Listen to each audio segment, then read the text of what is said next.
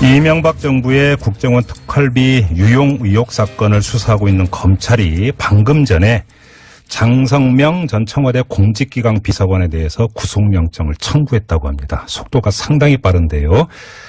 이유는 바로 5천만 원 때문입니다. 김진모 전 청와대 민정 2 비서관이 국정원에서 받아온 5천만 원.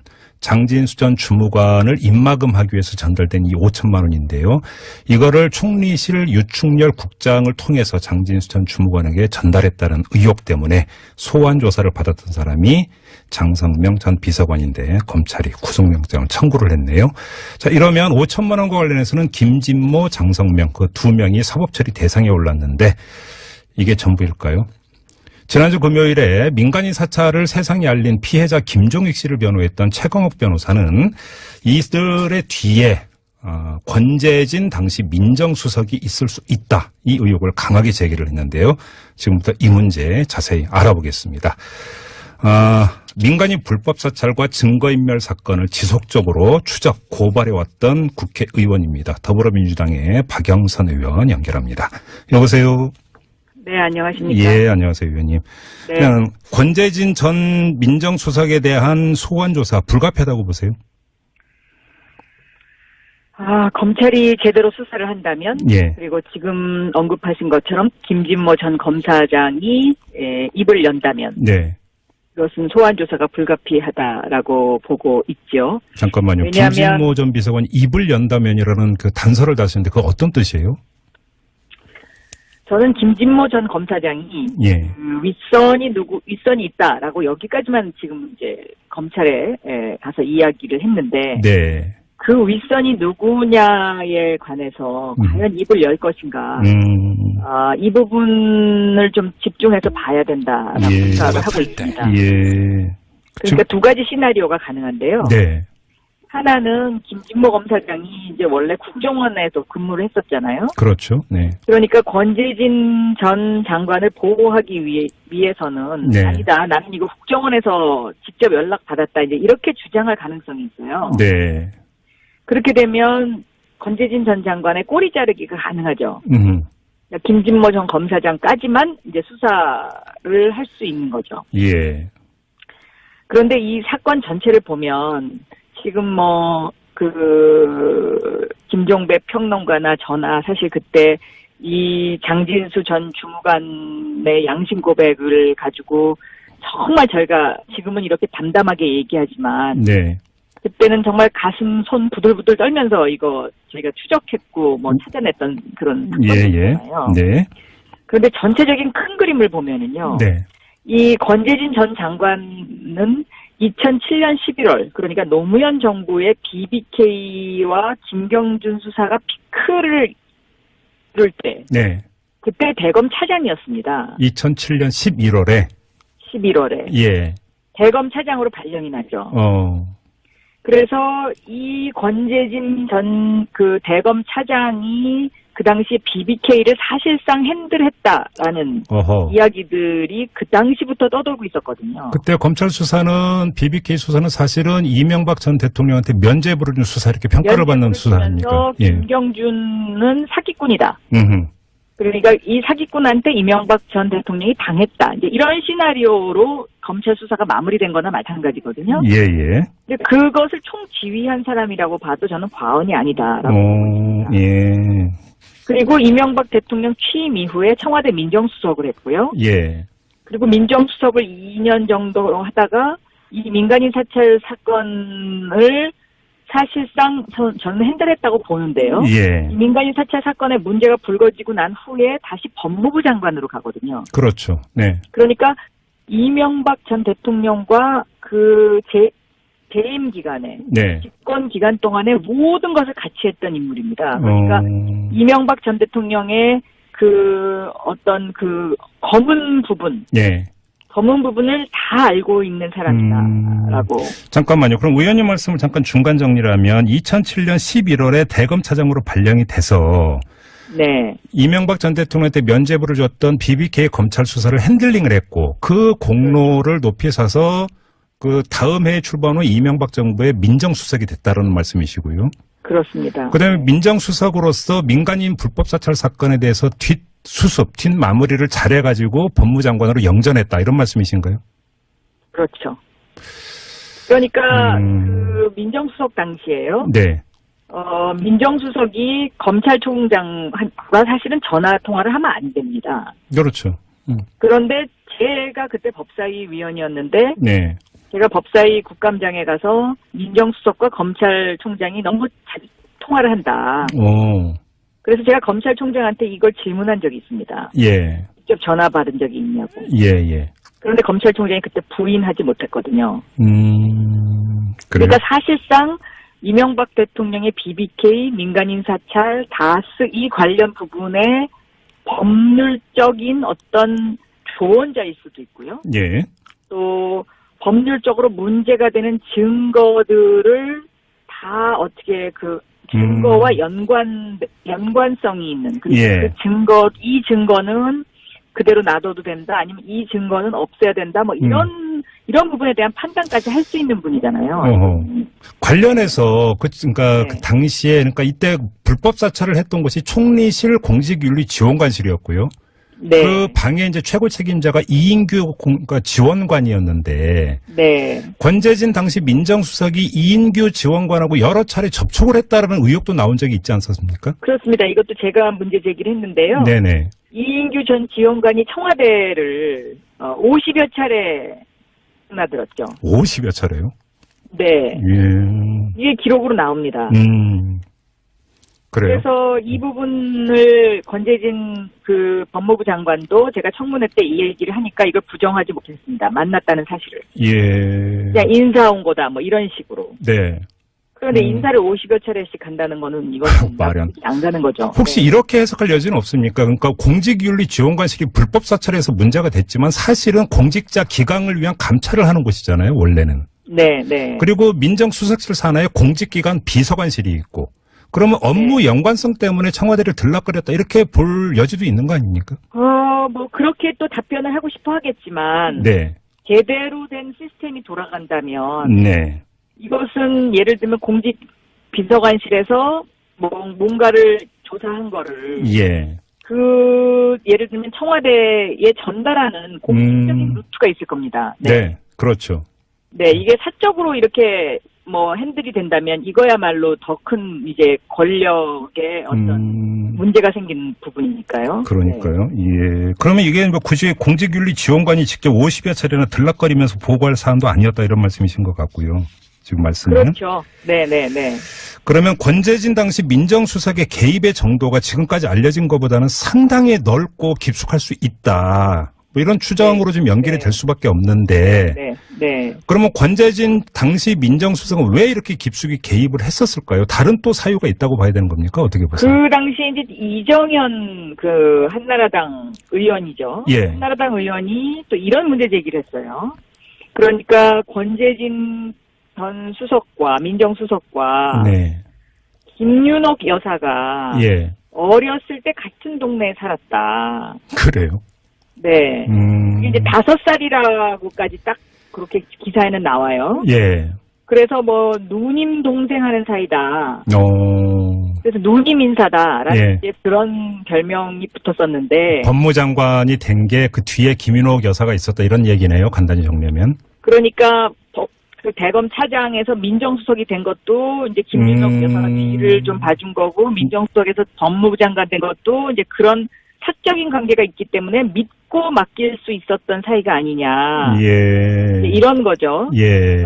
그런데 본인은 나는 김윤옥 여사를 한 번도 누님이라고 불러본 적이 없습니다. 이렇게 대답은 했습니다만은. 네네. 어렸을 때에 같은 동네에 살았던 것은 사실인 것으로 보입니다. 예. 그래요. 그 부분에 관한에 대해서는 언급이 없고 이정현 의원이 그 부분을 좀 굉장히 구체적으로 지적을 했거든요.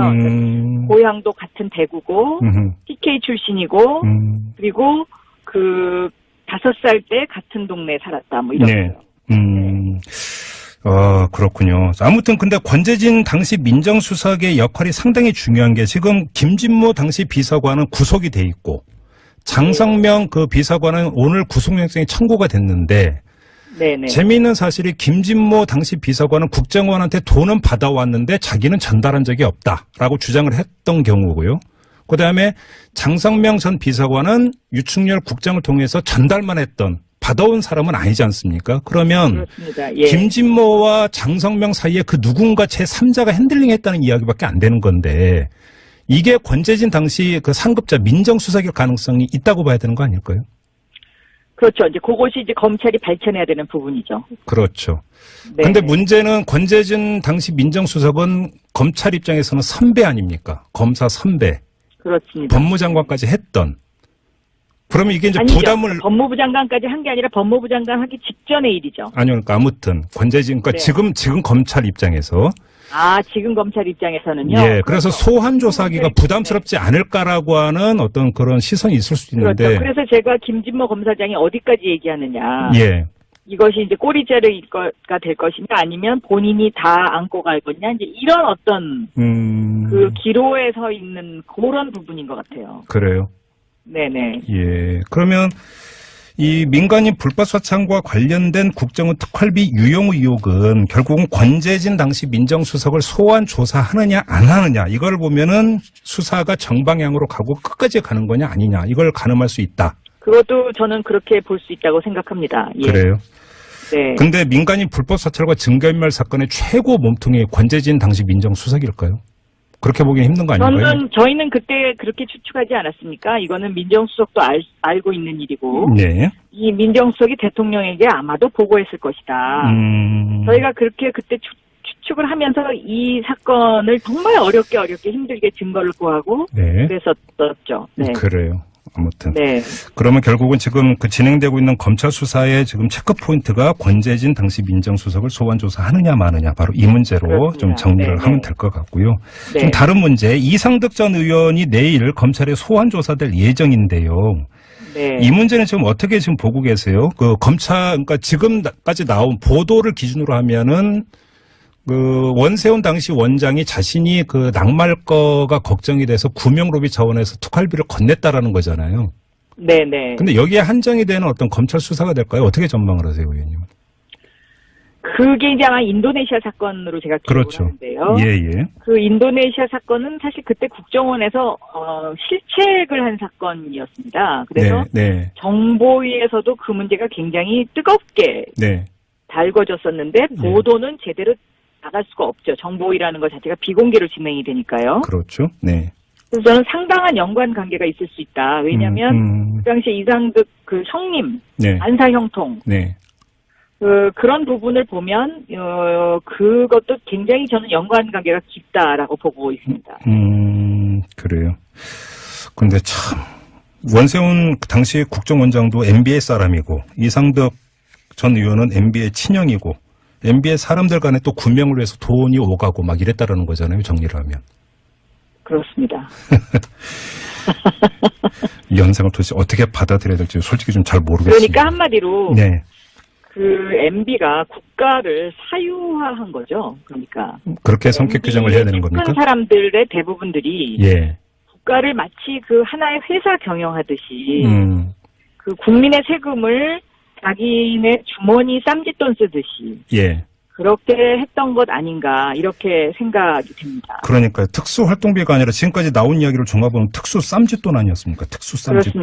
그렇습니다. 그리고 예. 박근혜 대통령은 최순실을 통해서 그렇게 사유화한 거고요. 그러니까요. 네. 아무튼 검찰 수사 결과를 좀 기다려보도록 하고요. 네. 의원님과의 말씀은 여기서 마무리하겠습니다. 고맙습니다. 감사합니다. 네. 네. 집권 기간 동안에 모든 것을 같이 했던 인물입니다. 그러니까 이명박 전 대통령의 그 어떤 그 검은 부분을 다 알고 있는 사람이다라고.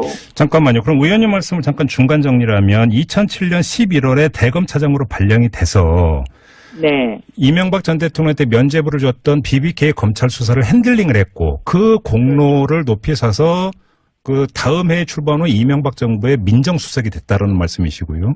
그렇습니다. 그다음에 민정수석으로서 민간인 불법 사찰 사건에 대해서 뒷수습, 뒷마무리를 잘해가지고 법무장관으로 영전했다 이런 말씀이신가요? 그렇죠. 그러니까 그 민정수석 당시에요. 네. 민정수석이 검찰총장과 사실은 전화 통화를 하면 안 됩니다. 그렇죠. 그런데 제가 그때 법사위 위원이었는데 네.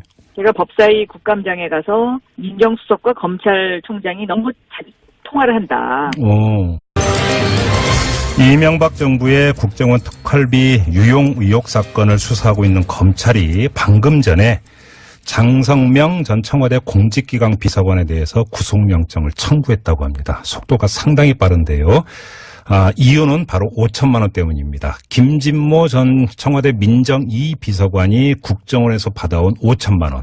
장진수 전 주무관을 입막음하기 위해서 전달된 이 5천만 원인데요. 이거를 총리실 유충렬 국장을 통해서 장진수 전 주무관에게 전달했다는 의혹 때문에 소환 조사를 받았던 사람이 장성명 전 비서관인데 검찰이 구속영장을 청구를 했네요. 자, 이러면 5천만 원과 관련해서는 김진모, 장성명 그 두 명이 사법처리 대상에 올랐는데 이게 전부일까요? 지난주 금요일에 민간인 사찰을 세상에 알린 피해자 김종익 씨를 변호했던 최광욱 변호사는 이들의 뒤에 권재진 당시 민정수석이 있을 수 있다. 이 의혹을 강하게 제기를 했는데요. 지금부터 이 문제 자세히 알아보겠습니다. 7년 11월에 예. 대검 차장으로 발령이 나죠. 그래서 이 권재진 전 그 대검 차장이 그 당시에 BBK를 사실상 핸들했다라는 이야기들이 그 당시부터 떠돌고 있었거든요. 그때 검찰 수사는 BBK 수사는 사실은 이명박 전 대통령한테 면죄부를 준 수사 이렇게 평가를 받는 수사 아닙니까? 김경준은 사기꾼이다. 그러니까 이 사기꾼한테 이명박 전 대통령이 당했다. 이제 이런 시나리오로 검찰 수사가 마무리된 거나 마찬가지거든요. 예. 근데 그것을 총지휘한 사람이라고 봐도 저는 과언이 아니다라고 봅니다. 예. 그리고 이명박 대통령 취임 이후에 청와대 민정수석을 했고요. 예. 그리고 민정수석을 2년 정도 하다가 이 민간인 사찰 사건을 사실상 저는 핸들했다고 보는데요. 예. 이 민간인 사찰 사건의 문제가 불거지고 난 후에 다시 법무부 장관으로 가거든요. 그렇죠. 네. 그러니까 이명박 전 대통령과 그 재임 기간에 원래 국정원에도 근무를 했었잖아요. 그렇죠. 네. 그러니까 권재진 전 장관을 보호하기 위해서는 네. 아니다. 나는 이거 국정원에서 직접 연락 받았다. 이제 이렇게 주장할 가능성이 있어요. 네. 그렇게 되면 권재진 전 장관의 꼬리 자르기가 가능하죠. 김진모 전 검사장까지만 이제 수사를 할 수 있는 거죠. 예. 그런데 이 사건 전체를 보면 지금 김종배 평론가나 저나 사실 그때 이 장진수 전 주무관의 양심 고백을 가지고 정말 저희가 지금은 이렇게 담담하게 얘기하지만 네. 그때는 정말 가슴 손 부들부들 떨면서 이거 저희가 추적했고 찾아냈던 그런 사건이잖아요. 네. 그런데 전체적인 큰 그림을 보면은요. 네. 이 권재진 전 장관은 2007년 11월 그러니까 노무현 정부의 BBK와 김경준 수사가 피크를 이룰 때 네. 그때 대검 차장이었습니다. 민간인 불법 사찰과 증거인멸 사건을 지속적으로 추적, 고발해왔던 국회의원입니다. 더불어민주당의 박영선 의원 연결합니다. 여보세요. 네, 안녕하십니까. 예, 안녕하세요, 의원님. 네. 그냥 권재진 전 민정수석에 대한 소환조사 불가피하다고 보세요? 검찰이 제대로 수사를 한다면, 예. 그리고 지금 언급하신 것처럼 김진모 전 검사장이 입을 연다면, 네. 그것은 소환 조사가 불가피하다라고 보고 있죠. 잠깐만요. 왜냐하면 김진모 전 비서관이 입을 연다면이라는 그 단서를 다시는데 그거 어떤 뜻이에요? 저는 김진모 전 검사장이 예. 윗선이 있다라고 여기까지만 지금 이제 검찰에 가서 이야기를 했는데. 네. 그 윗선이 누구냐에 관해서 과연 입을 열 것인가. 이 부분을 좀 집중해서 봐야 된다라고 생각을 하고 있습니다. 예. 그러니까 두 가지 시나리오가 가능한데요. 네. 하나는 김진모 검사장이 이제